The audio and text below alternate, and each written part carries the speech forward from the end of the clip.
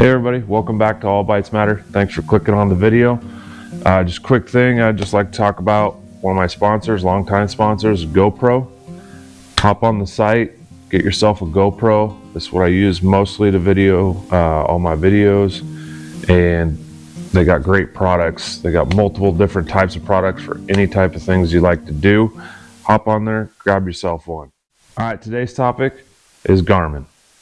Garmin saw Hummingbird's new Omega Live 2 and said, hold my beer, watch this. Anyways, let's get into it.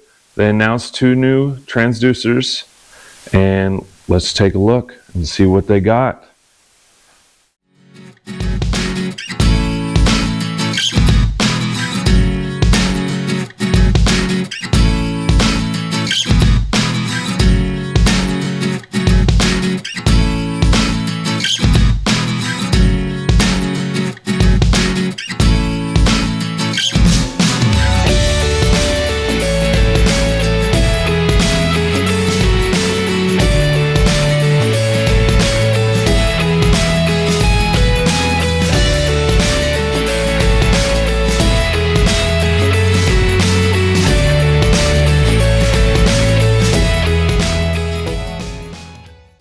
So today, Garmin dropped 2 new transducers, the LVS42HD and the LVS44.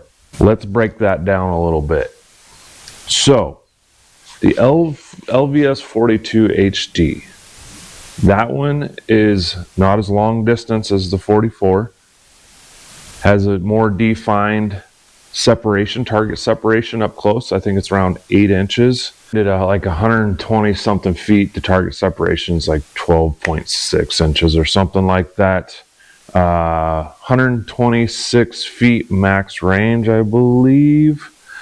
Don't quote me on that, but it's less than the 44 by quite a bit. It's more for detailed up close, well, which is 120 is plenty, I would believe, for me.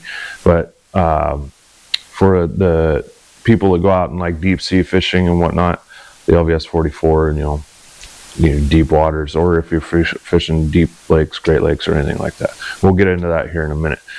The other thing with both transducer, no black box. Let's take a deep dive kind of into that and a few other things that are familiar to me about the new transducers from Garmin. Garmin, wow. Okay, all I have to say is like they seriously sat back and said when Humminbird came out with their new Omega Live 2, and it's like, oh, you think you're going to step up to us a little bit, huh? And they sat that beer down and they go, okay, we're going to take it to the next level for them. And they listened, I believe, to the anglers and everybody out there. And what I've kind of preaching is the ease of use of these electronics and these transducers and all these things that are coming out. There's a lot of people that, you know, aren't super savvy on all this stuff, and they need something that's usable with ease. And by saying that, no black box, right? So now these transducers that are coming out from Garmin, they're simple, like the Omega Live 2. And I kind of say, hey, Garmin, that's a smart, what would you say, tactic. They took and looked at what's out there. They see what people are saying. And, you know, Omega Live and Humminbird keep it simple. You know, anybody can install the transducer as long as you got some basic knowledge. There's not an extra black box that you got to find out where to mount. You just run the wires, hook it up, and you're ready to go, you know, and make sure that you got it tuned in. The other thing is they also adjusted their bracketry for the transducer. Smart, right? So all I have to say is like Omega Live. Make it super easy, right? We got the, let me turn it around here. You know, the easy bracket here to do what you got to do, adjust it, you know, so you can spin it. Garmin, they've made it pretty much just as easy. I believe what I saw is they have a through-hole bolt on the transducer, so you just loosen that up and you can turn the whole thing. It goes through the transducer the way I was seeing it. And then the bracket that hooks to, they actually have a bracket that goes on it can go on the trolling motor as well, that goes on your shaft. It's the same thing. You just loosen that up and you can pivot the angle. It's way easier than what they've had before. Same with Lowrance, right? And they've all been coming out with aftermarket bracketry, but it's cool that they integrated this with the factory mount. The other thing that they added is the wet switch. Once again, right, you're not turning that on and off on your unit.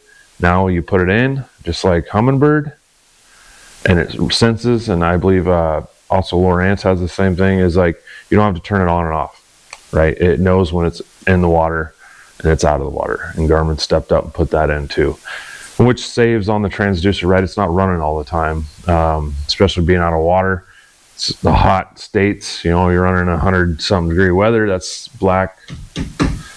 The unit right there is just cooking and it's still on, and we all know the electronics don't like heat, right?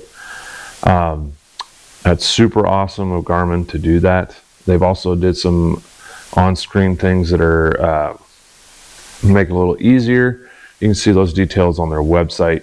But another thing that they listen to, in which I think the beer setting down is where they really kind of knocked out of the park by Humminbird. And y'all know I like Humminbird. I use Humminbird, but hey, you got to give props when it's due.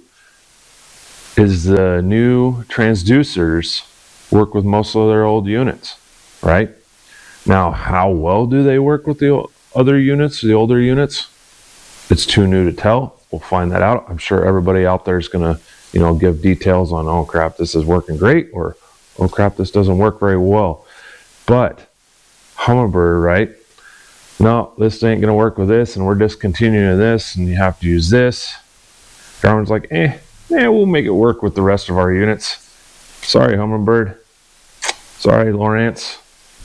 That's just, the only thing that we can really knock out of the park, and you guys are stuck with because you already did it, right? So they really, really knocked that out of the park to be able to let all the people that not have to go buy new units. Now, here's where this is where it kind of hurts, is your wallet, right? These new transducers aren't cheap, right? Let me see. I think it is, so the LVS44 is $19.99. It's pretty spendy, and the LVS42HD is $21.99. Pretty expensive, right? But once again, you don't have to buy another unit. You could always sell your old transducer to help pay for the new transducer, or maybe sell another unit or anything like that. It's still feasible for people to get those transducers. Seeing some of the videos and whatnot that are out there, target separation looks great. Let's talk about the LVS44. LVS44 seems like it's more for the deeper water, ocean kind of fishing, and people who want to see way out there. Maybe really pressured fisheries, so that you can see at a long distance before you approach a stump or a rock pile or a brush pile or anything like that. The all-around side of it, I've fished on boats that had the longer distance transducers compared to the 34s. I believe it is the LVS 34s. I believe I like the shorter distance ones because they're more feasible in what I fish. When you have to back that down in the depths, you can see a lot clearer. But I'm sure there's people out there that have used both, or a lot better than I have. I'm more with Humminbird, but I've fished with those other ones, and I think that's why they have that price gap too, is they feel that the 42 is going to get more use and is more practical. So those are going to get sucked up, so they add a little bit more extra price. They probably have a little bit more, especially with the details between the target separation and that transducer too. Now let's talk about the no black box. That's a huge deal, right? We don't have to mount another thing. We don't have to run a power wire. We don't have another power drag. That doesn't mean, I haven't seen the voltage draw, so how many amps that transducer pulls compared to what the old transducer pulls, but I guarantee it's probably a little bit more, because my guess is they put all that black box is now inside the transducer. I'm curious to see the durability, the build of the transducer looks pretty good, right? They redesigned that. The angles look nice. It looks pretty sturdy, but we'll see, right? You guys out there will put it to the test, and we'll see how it goes. I do like on what I noticed on the transducers themselves is Humminbird, and they did this for certain reasons, but they have a nice long cord on the transducer to plug into the I believe it's the splitter that brings the power cable out to where you wire the power cable, and then you have the plug to go into the into the unit. Humminbird's is pretty short, and then you can plug it into another cable to run it longer. I like the longer cable, because you can always run the cable down and hide it. I think Humminbird shortened theirs just so it can go into the target lock. All right, so let's talk about the degrees. They did change their degrees of angles. The forward is 165 degree angle, and I believe the down and perspective is 180 degrees. So they've opened that angle up a little bit more to catch more within the distance and that you have. I did see that, you know, to really clearly see that new target separation is make sure to do your adjustments. So like when you're in shallow water, make sure to adjust your water level in your unit, and then you bring that distance in a little bit, and that clears that screen up. That's really important, and that's on all units. I do it all the time. Go out to a deep lake, you know, and I'm going to be fishing long distance. I need to adjust for that. I don't keep mine on auto. It's just too much of a pain. I like to do and own that so that I can make sure I have the clearest picture as possible.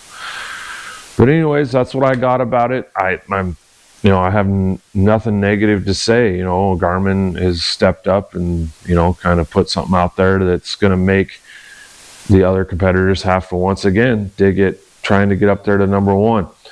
I believe Humminbird, you know, just did that right there with the Mega Live 2. They came up there to kind of level with Garmin, right? And you guys have seen that with my other videos, as I think they stepped up there and did that. And, you know, once again, Garmin said, hold my beer, and knocked it out of the park. Lawrence, yo, you guys got to do something. You know, you got to do something, because Garmin's really made that game now a next level. And you guys, I think both the Humminbird and Lawrence are going to have to do something. But I think Lawrence is really going to have to do something to catch up with the game. If it's going to stay out there, who knows? They might freaking abolish all this, and we won't have to worry about it. But hopefully not, because, you know, Garmin just spent a lot of money to do all this, and they're expecting everybody, consumers, to buy those transducers to help with that. Everybody continues to buy these transducers and enjoy them and use them. We'll see. All right, well, we'll catch you on the next one. Like I always say, take a kid fishing, or, you know what, take anybody fishing. We all know fishing's better than work. Fishing's better than sitting at home. So get off the couch, take a kid fishing, take somebody fishing, get out there, have a good time. We'll see you on the next one.